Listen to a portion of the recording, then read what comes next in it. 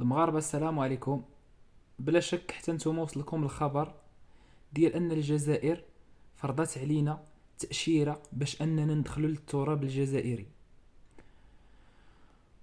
ومع الاسف هاد القرار هذا كيضحك، لا كيضر في الخاطر، حيتاش مع الاسف اننا باش غادي نمشيو نقضيو واحد الوقت زوين وغنمشيو باش اننا نشوفو بلايص زوينه والبلايص اللي كنرتاحوا فيها. يعني دابا ما بقيناش غادي نمشيو ليها حيت دابا منعونا منها.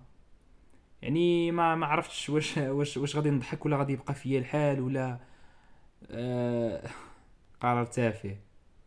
يعني كيقولوا بلي راه حنايا اللي فينا المشكل، وحنايا اللي ما بغيناش نحشمو، وحنايا اللي وحنا. سبحان الله العظيم. اش غنقول لكم، احتراماتي لكم، ولكن احتراما للشعب الجزائري، ولكن اخويا اللي حاكمينكم راه لا علاقه. ما اش غنقول لكم، لا حول ولا قوه الا بالله. على اساس انه حنايا مشتاقين باش اننا نمشيو نزورو ديك الدوله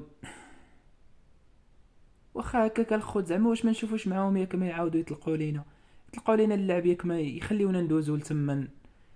صراحه هذا القرار هذا زعما راه نزل علينا كالصاعقه. لا حول ولا قوه الا بالله.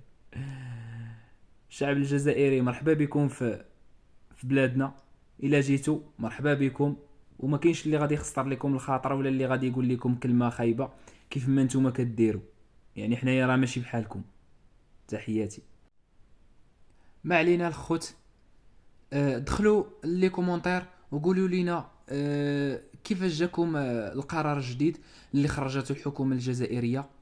وما تنسوش تبارطاجيو هذا الفيديو هذا باش يوصل للخوتنا الجزائريين باش يعرفوا شحال بقى فينا الحال. تحياتي.